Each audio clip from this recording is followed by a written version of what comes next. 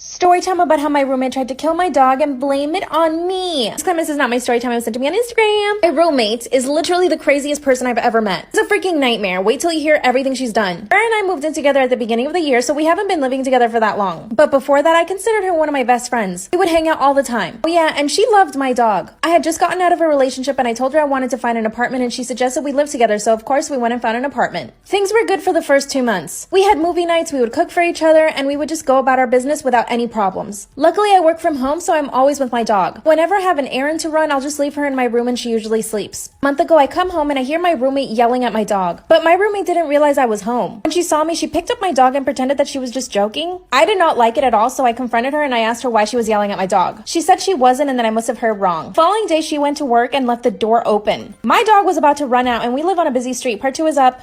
Part 2 of how my roommate tried to kill my dog and blame it on me. Disclaimer, this is not my story time. It was sent to me on Instagram. So my crazy roommate started leaving our front door open, knowing very well that my dog could escape at any moment, and we lived on a busy street, God forbid. So I would constantly tell my roommate to stop leaving the door open. That's when she told me that she doesn't know how that's happening and that somebody else must be doing it. This girl was literally trying to convince me that someone was opening our door on purpose. So I finally decided to confront my roommate. I asked her why she was leaving the door open and why she yelled at my dog. And then she confessed that she actually hates dogs. She thinks they're gross and they don't belong in a house. She also told me that she always pretended to like my dog so that I wouldn't get offended. I told her that I thought the best thing for us was for me to move out. She starts to cry and begs me not to leave. She told me that she'll try to tolerate my dog more. After that, she gave me a printed sheet of paper with rules on it. Basically all the things my dog can't do. For example, my dog can't hang out in the living room or even sit on the couch, which she always did. And the biggest rule of all, she did not want her in the bathroom or the kitchen. She wanted her to be in my room all day. This is where it gets scary. Part 3 of how my crazy roommate tried to kill my dog. Disclaimer, this is not my story time. It was sent to me on Instagram. When she gave me all the new rules of how my dog had to behave, I told her I was definitely moving out. That's when she told me that she wished my dog was dead. She told me that my dog was coming in between her and my relationship. Ew. I literally had to sit her down and explain to her that my dog is like my child. I love my dog so much. I would do anything for my dog. Then she asked me if I loved her. I was like, yes, of course I love you, but my dog is like my child. So if I need to move out, I will. Then she gave me the silent treatment. A few days later, I tell her I'm gonna go to my friend's house. I get in my car and drive away, but I realize I forgot something, so I drive back home. That's when I walk into the apartment and I see my roommate holding my dog over the balcony. She was literally about to drop her. I grabbed my dog and I ran away. I went straight to the police and I filed a restraining order. But the police went to talk to her and she told them that I was the one that tried to throw my dog over. Thankfully, the police don't believe her, but now I have to find a place to live. How am I gonna go to my apartment and get all my stuff? What should I do?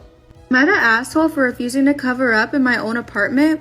So I, female 20, live in an apartment with 3 guys, my boyfriend, male 21, and our 2 mutual friends, both of whom we've known for years and are quite close to.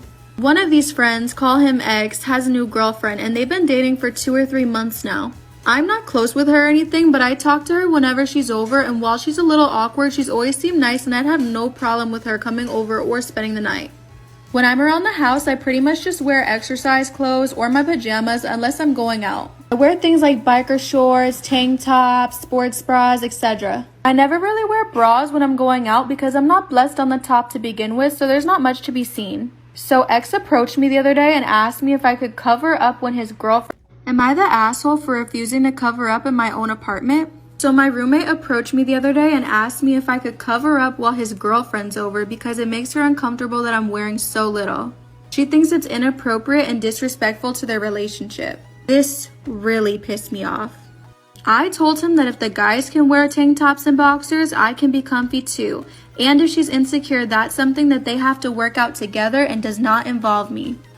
He apologized and didn't bring it up to me again. Our other roommate agrees with me, but my boyfriend thinks that I overreacted and should cover up while she's over to keep the peace, and apologize to my friend for mouthing off and suggesting his girlfriend is insecure. So am I the... A few months ago, my boyfriend Blake and I went out to brunch with some of our friends. After a few mimosas, my close friend Jackie started talking about how she's been making a lot of extra money lately by making content on OnlyFans. A few of the other girls in the group started talking about it and asking Jackie about how much she's making off of it. Blake chimed in after a while and began asking Jackie a bunch of questions as well. He asked her what her content is like and how many videos she's made so far. At first, I didn't think anything of it because I was a little curious too. However, then he started to get a little too interested. He started recommending certain things she should do in her videos to sell more and get more people to watch and subscribe. This was the first red flag. He then asked her what name she came up with or what she goes by on OnlyFans, which to me sounded like he was trying to find her account to check it out later. I gave him a dirty look and he caught on quick and stopped talking about it. I felt a little uncomfortable and planned on talking to him about it later, but I ultimately decided to let it go because I thought I was being insecure. A few weeks later, we hung out with Jackie again when we went downtown with some friends. At one point in the night, Blake asked Jackie about her OnlyFans and how it was going. She smiled at him and told him that it's going great.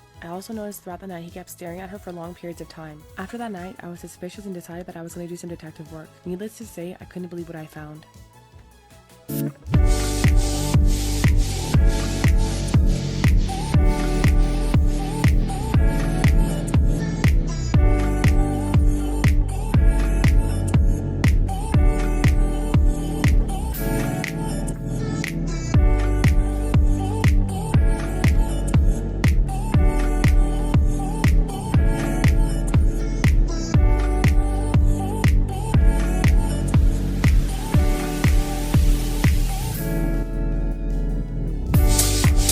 Part 2, I found out my boyfriend subscribed to my best friend's OnlyFans. When I got home, I went to Jackie's Instagram page and immediately noticed that Blake was following her, which he hadn't been before. This definitely got me thinking. I knew it was wrong and an invasion of privacy, but I couldn't help myself. I waited till Blake was asleep and I went through his phone. I came across a conversation with his coworker about Jackie's OnlyFans and my heart dropped. I went to his browser and opened the OnlyFans site, and not only did he have an account, but he was still logged in. I went to his profile and immediately saw that he was subscribed to Jackie's OnlyFans. Not only that, but he was sending her extra tips frequently as well. When I confronted him about it, I couldn't believe his response. He said it was just like watching adult videos and I shouldn't be mad at him for something like that. He continued saying that all guys do it and that he didn't see a problem with it. I was so mad I left for the night and called my friends, including Jackie, on a group call to tell him what happened. They all agreed with me on how weird and not okay it was and encouraged me to leave his ass. Jackie also said that she had no idea he was following her and that she was creeped out by it. However, when I asked some of my other friends, they thought it wasn't a big deal and agreed that all guys look at that kind of stuff. I decided that it was too much for me and I ended up breaking up with Blake. However, he's been messaging me non-stop to take him back and getting my other friends to agree with him. I know all guys look at stuff like that, but to me this was different. Did I overreact? Should I have given him a second chance?